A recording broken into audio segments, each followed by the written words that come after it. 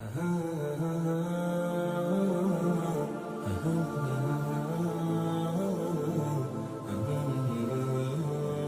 مجید فرقان حمید میں اللہ تبارک و تعالی ارشاد فرماتا ہے، یا ایھا الذین آمنوا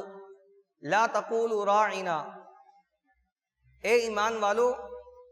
راعنا نہ کہو، وقولوا انظرنا واسمعوا، فرماؤ کہ یا رسول اللہ آپ ہم پہ نظر کرم فرمائیے۔ جب صحابہ کرام علیہم رضوان نے حضور علیہ الصلوۃ والسلام سے کوئی بات دوبارہ سننی ہوتی تو فرماتے راعنا، یا رسول اللہ دوبارہ ارشاد فرما دیجیے۔ اب اس وقت جو منافقین تھے اس دور میں،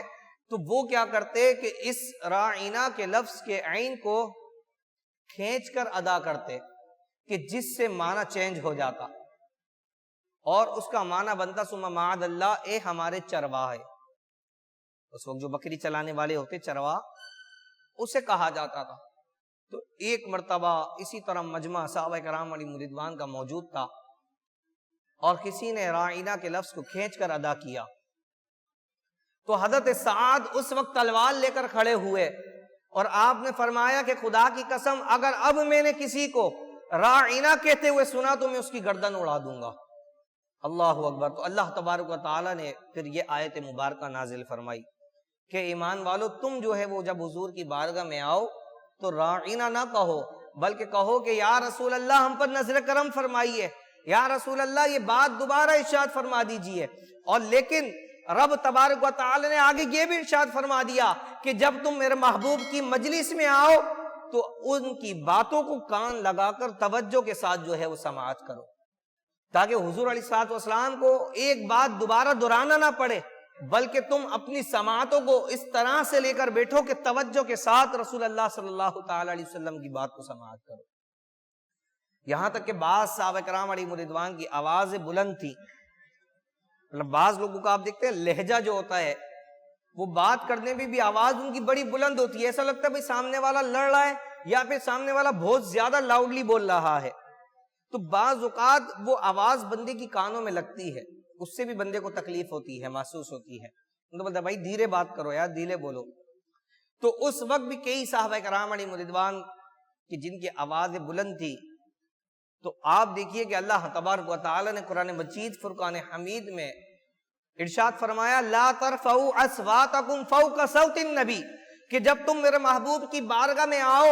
تو اپنی آوازوں کو بلند نہ کرو۔ کیوں؟ اللہ نے فرمایا ان تحبط اعمالکم وانتم لا تشعرون، اگر تم اپنی آوازوں کو بلند کرو گے اور اس سے میرا محبوب کو تکلیف ہوگی تو اللہ فرماتا ہے ان تحبط اعمالکم، اللہ تمہارے اعمال کو برباد کر دے گا اور تمہیں اس کا شعور بھی نہیں ہوگا۔ اللہ اکبر۔ آج کئی لوگ مدینہ منورہ میں حاضری کے لیے جاتے ہیں، تو یہاں سے جانے سے پہلے بڑا عشق رسول صلی اللہ تعالی علیہ وسلم ہمارے دلوں میں ہوتا ہے، بڑی محبت ہوتی ہے کہ کاش حضور ہمیں مدینے بلا لیں۔ لیکن دیکھا گیا ہے، بارہا یہ بات دیکھی گئی کہ جب وہاں پہنچتے ہیں تو وہاں پہنچنے کے بعد پتہ نہیں کیا ہو جاتا ہے، وہ عشق رسول، وہ جذبات، وہ پتہ نہیں کہاں چلے جاتے ہیں۔ بعض لوگوں وہاں چیخ چیخ کے باتیں کی جا رہی ہیں، ایسا لگتا ہے بندہ وہاں پکنک بنانے کے لیے آیا ہوا ہے، گنبد خضرا کے سامنے بیٹھے ہوئے ہیں، باتیں کہہ کے لگا رہے ہیں، ہنسی مذاق ہو رہا ہے، کوئی موبائل میں گیم کھیلنے میں لگا ہوا ہے، کوئی باتوں میں لگا ہوا ہے، مطلب اونچی آوازوں سے آوازیں لگا رہے ہیں، اوے یہ وہ، تقدس بھول جاتے ہیں۔ جبکہ یہ وہ دربار، یہ وہ مقام ہے کہ جہاں اللہ تبارک و تعالیٰ فرماتا ہے اپنی آوازوں کو بلند نہ کرو، اور اس مقام پر کتنی بڑی خوش نصیبی کی بات ہے کہ آپ حضور علیہ الصلوۃ والسلام کے دربار پر موجود ہیں۔ حدیث مبارکہ میں آتا ہے کہ رسول اللہ صلی اللہ تعالی علیہ وسلم نے ارشاد فرمایا کہ جس نے میری قبر انور کی زیارت کی، روز محشر میں اس کی شفاعت کروں گا۔ اللہ اکبر۔ تو یہ وہ خوش نصیبی کہ ہمیں حضور علیہ الصلوۃ والسلام کے شہر مدینہ میں داخلہ عطا فرمایا، حضور کے روزے کے سامنے موجود ہیں، لیکن وہاں جانے کے بعد ہم اس تقدس کو بھول جاتے ہیں، ان تمام چیزوں کو بھول جاتے ہیں۔ اللہ اکبر۔ اور پھر کیا ہوتا ہے کہ اللہ فرماتا ہے کہ ان کے اعمال برباد ہو جائیں گے اور انہیں اس کا شعور بھی نہیں ہوگا۔ ہم سمجھتے ہیں بھئی ہم عمرہ کر کر آئے، ہم بڑی نیکیاں کما کر آ گئے، لیکن جب یہاں آتے ہیں اور جو یہ اعمال کر کر آتے ہیں، خاص کر رمضان المبارک کے اندر یہ بات بھی دیکھی جاتی ہے، لنگر تقسیم ہو رہا ہوتا ہے، افطاری کا وقت ہے، سحری کا وقت ہے،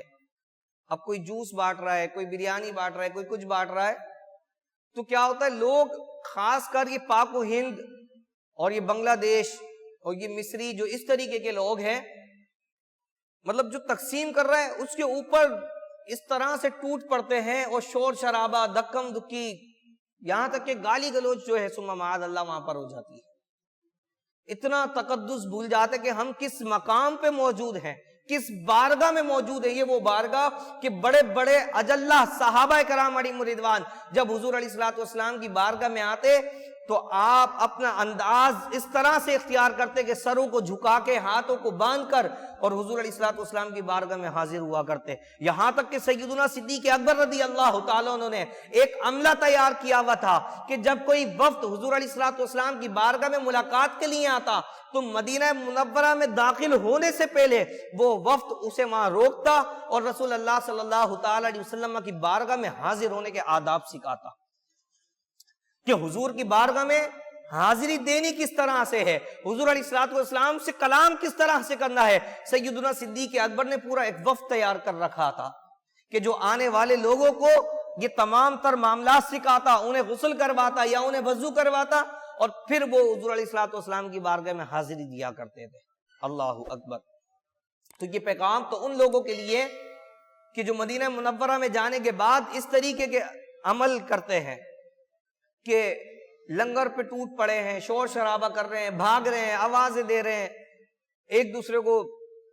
چیخ چیخ کر پکار رہے ہیں، تو یہ وہ مقام ہے کہ جہاں اللہ تبارک و تعالیٰ ارشاد فرماتا ہے کہ اپنی آوازوں کو بھی پست رکھو۔ اگر تمہاری آوازیں بلند ہوں گی تو تمہارے اعمال جو ہے وہ برباد ہو جائیں گے۔ اللہ اکبر۔ اللہ تبارک و تعالیٰ ہمیں صحابہ کرام علیہم رضوان کے طریقے پہ چلنے کی توفیق عطا فرمائے، اور جس طرح صحابہ کرام علیہم رضوان نے سکھایا کہ حضور علیہ الصلوۃ والسلام کی بارگاہ میں آنا ہے تو کس انداز میں آنا ہے، بلکہ یہ وہ مقام ہے کہ جب حضور کی بارگاہ میں بندہ آئے تو اپنے سر کو جھکا کر با ادب ہاتھوں کو باندھ کر حضور علیہ الصلوۃ والسلام کی بارگاہ میں حاضری دے۔ اور آیت مبارکہ جو وما ارسلناک الا رحمۃ للعالمین اور جو اس طریقے کی آیت مبارکہ ہیں ان کی تلاوت کرے، حضور علیہ الصلوۃ والسلام پہ کثرت کے ساتھ با ادب طریقے سے درود پاک پڑھے، پھر حضور علیہ الصلوۃ والسلام نظر کرم فرماتے ہیں۔